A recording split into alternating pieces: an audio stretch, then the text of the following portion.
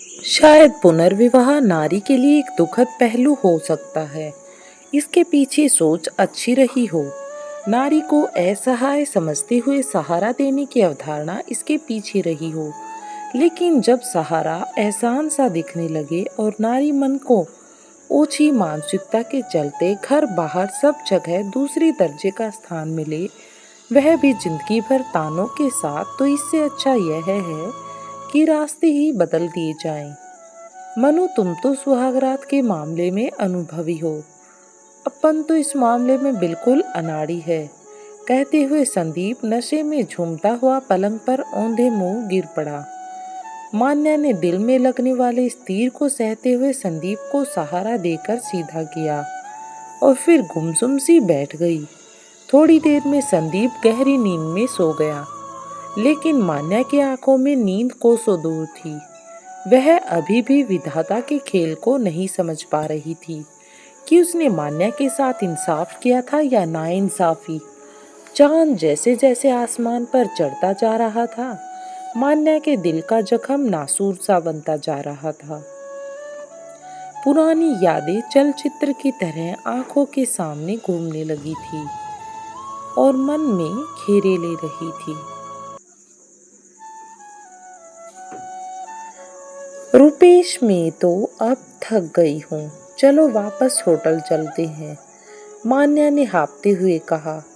तब रुपेश ने शरारत से उसे गोद में उठा लिया था और कहा था, मान्या, अभी तो हमारी जिंदगी की शुरुआत है, इसमें ही तुम थक गई तो इतनी लंबी जिंदगी कैसे काटोगी।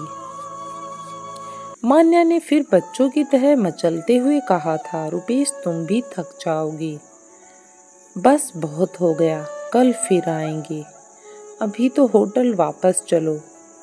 रुपेश ने मान्या का सिर अपने कंधे पर रखकर सहारा दिया और दोनों गुमसुम से होटल की तरफ लौटने लगी। थोड़ी देर चलने पर मान्या ने फिर कहा, रुपेश, मैं खुद को दुनिया की सबसे भाग्यशाली पत्नी मानती हूँ जो तुम्हारे जैसा पति मुझे मिला।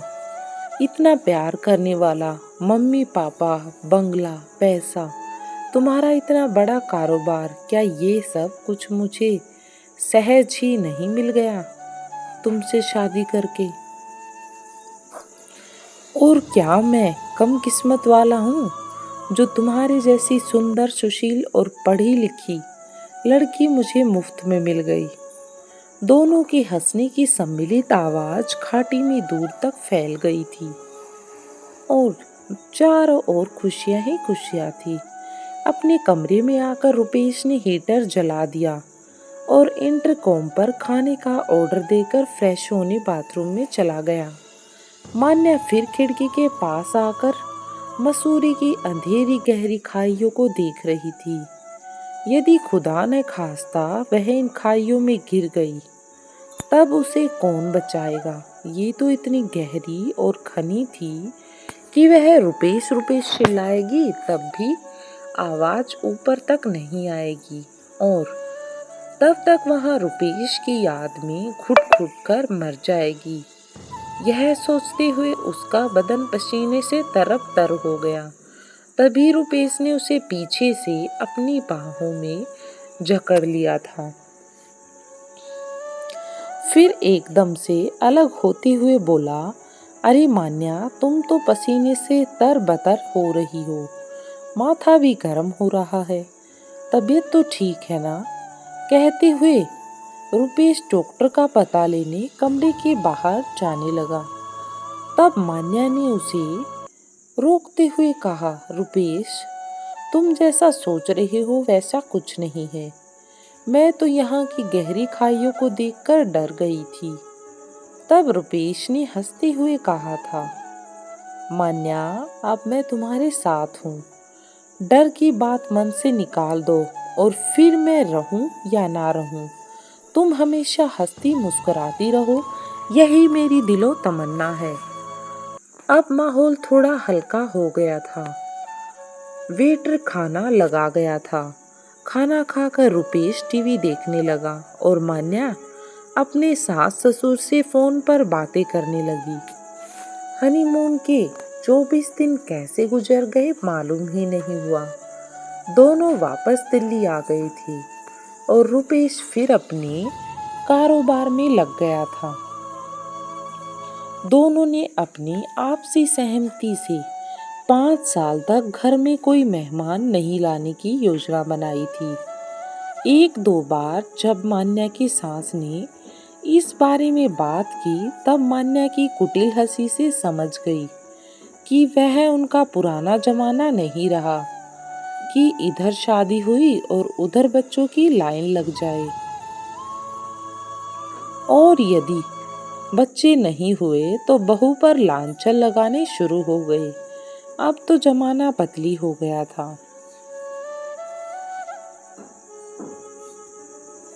पहले से ज्यादा अब लोगों में उतार चढ़ाव सहने की क्षमता आ गई थी।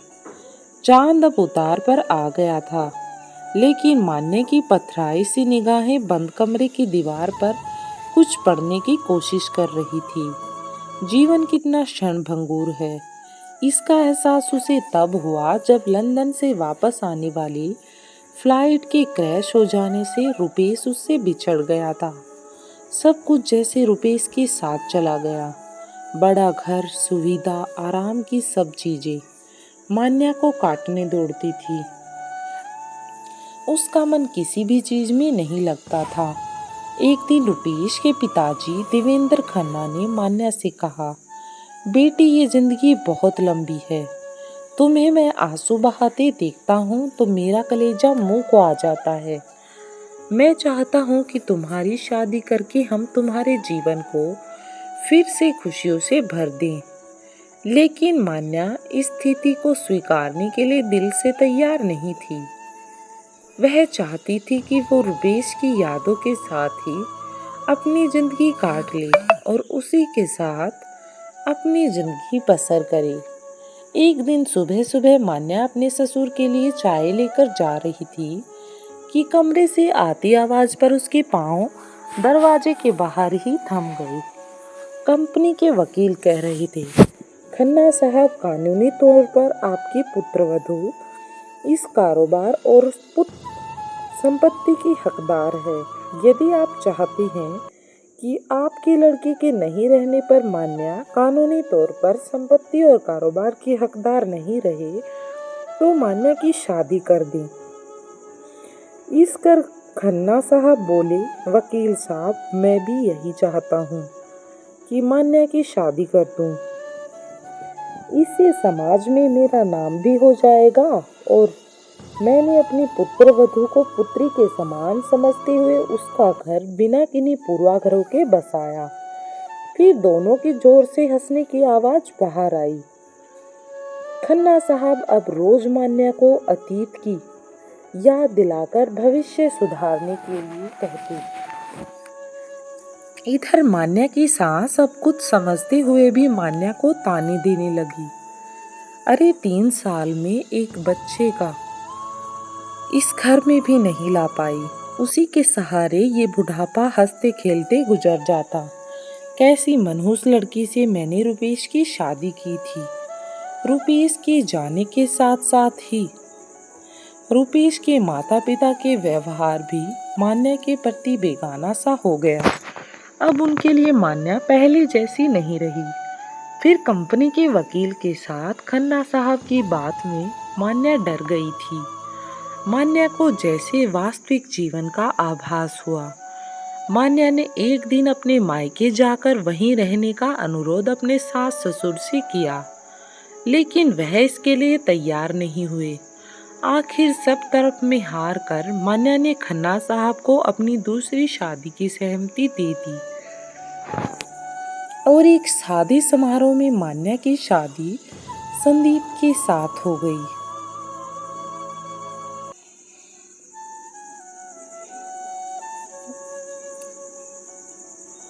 सुबह की लाली आसमान पर छाने लगी। मान्या की पूरी रात जागते हुए बीती। संदीप ने करवट बदलते हुए फिर कहा, मनु तुमने तो पूरी रात ही बेकार कर दी। अरे थोड़ी देर के लिए मुझे रुपेश ही समझ लेती, कम से कम तुम्हारा मन तो बहल जाता। उसकी ऐसी बातें सुनकर मन में तो मान्या के न जाने क्या क्या चल रहा था। लेकिन मान्या ने कहा, मैं आपके लिए चाय लेकर आती हूँ। कहते हुए मान्या कमरे से बाहर निकल गई। मान्या अभी किचन में जाकर चाय के लिए पानी गैस पर चढ़ाया ही था कि उसे संदीप की माँ की आवाज सुनाई दी। अरे उस घर भले ही तू कुछ भी करती हो, उससे मुझे मतलब नहीं, लेकिन इस घर में तुझे नहा धोकर ही किचन में आना होगा। बिना किसी प्रतिवाद के मान्या ने उनकी बात मान ली थी। संदीप तैयार होकर ऑफिस चला गया। दोपहर को उसकी कुछ सहेलियां मिलने आई। उनमें से तुली ने मान्या से कहा, मान्या कुछ भी कह तू, है किस्मत वाली। पहले रुपेश था और अब संदीप। सच में हम तो एक से ही बंधे हैं। मान्या ने महसूस किया कि वह जहां से गुजरती है, लोगों की अजीब सी निगाहों का सामना करना पड़ता है उसे एहसास होने लगा कि पुनर्विवाह एक दो धारी तलवार की तरह है। लोग इसका एक पहलू तो देखते हैं, लेकिन दूसरा पहलू जिसे नारी भुगतती है, उसकी तरफ किसी का कोई ध्यान नहीं जाता। इनफैक्ट कोई ध्यान देना ही नहीं चाहता। अतीत, वर्तमान और भविष्य के चक्रव्यूह में नारी फंस जाती है। एक बार रात में संदीप अपने दोस्तों के साथ बैठा बात कर रहा था। उसके दोस्त कह रहे थे, संदीप तूने रुपेश की झूठन को क्यों स्वीकार किया? अरे तुझे तो एक से एक लड़कियां मिल जाती। तब संदीप जो नशे में हो चुका था बोला, खन्ना ने इस शादी के लिए 5 लाख रुपए दिए हैं। इतनी बड़ी रकम के एवज में मान्या से शादी करना क्या बुरा है? और इसी के साथ सब हंसने लगे। अब तक मान्या सभी पहलुओं से परिचित हो चुकी थी। समय अबाध गति से गुजर रहा था। मान्या जितनी सामान्य होने की कोशिश करती, रोज ही कोई न कोई ऐसी घटना घट ही जाती जिससे कि उसके हेम को चोट पहुंचती। धीरे धीरे समय बीतता जा रहा था। संदीप बात बात में उसे अतीत की याद दिलाता और ताने देता रहता। मान्या सोचती, क्या पुनर्विवाह करने वाली हर नारी को इस तरह की दोहरी मानसिकता को सहना पड़ता है, या फिर उसके साथ ही ऐसा हो रहा है?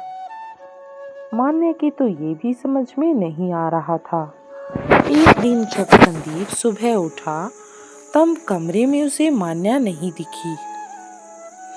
बिस्तर पर एक चिट्ठी रखी थी जिसमें मान्या ने लिखा था, संदीप, शायद पुनर्विवाह नारी के लिए एक दुखद पहलू ही हो सकता है। इसके पीछे सोच अच्छी रही हो। नारी को असहाय समझते हुए सहारा देने की अवधारणा इसके पीछे रही हो, लेकिन जब सहारा एहसान सा दिखने लगे, तब उससे दूर हट जाना ही बेहतर होता है। नारी मन की ओछी मानसिकता को जानती है। सब जगह दूसरे दर्जे का स्थान मिले तो वह भी उसे जिंदगी भर तानों के साथ, इससे अच्छा तो यह है कि रास्ते ही बदल जाएं। मैं ही तुम्हारी जिंदगी से हट जाऊं, इसलिए मैं अपने मायके जा रही हूँ। तुम अपनी खुशी के लिए सुविधा अनुसार तलाक के कागजात भेज देना, मैं दस्तखत कर दूंगी। चिट्ठी पढ़कर संदीप एक बार तो सोच ही नहीं पाया कि यह क्या हो गया। साथ ही उसे मानने की अंत्य पीड़ा का भी एहसास हुआ, जिसे उसने समझा ही नहीं। पुनर्विवाह पुरुष के लिए भले ही सहज होता हो, परंतु नारी के लिए उतना ही कष्टप्रद हो सकता है जब उसे उसका पति ही सही परिप्रेक्ष्य में न ले। संदीप ने तो सोचा था कि उसने मान्या से शादी करके उसके ऊपर बड़ा एहसान किया है। अब वह जिंदगी भर संदीप के एहसान तले जीती रहेगी। लेकिन मान्या ने तो जल्दी ही उसे वास्तविकता से परिचित करा दिया था। संदीप संताप की आग में जल रहा था। अगले ही दिन वह मान्या के मायके गया। उसे लगा मान्या ने सब बातें घर में भी बता दी होंगी, जिससे उसे मान्या के माता पिता और मान्या के कोप का सामना करना पड़ेगा।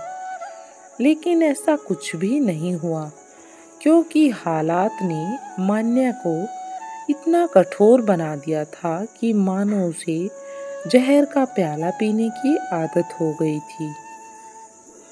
अब उसे किसी की बातों से कोई परवाह नहीं थी। मान्या ने सहज ही संदीप से पूछा, अब क्या लेने आए हो? संदीप ने शर्म से सिर झुकाते हुए कहा, मैं तुम्हें लेने आया हूँ। तुम्हारी पीड़ा, तुम्हारा दर्द समझने में मुझे थोड़ी देर लगी, लेकिन अब समझ में आ रहा है कि मैं तुम्हें जिंदगी भर नहीं छोड़ सकता। मुझे माफ कर दो मान्या,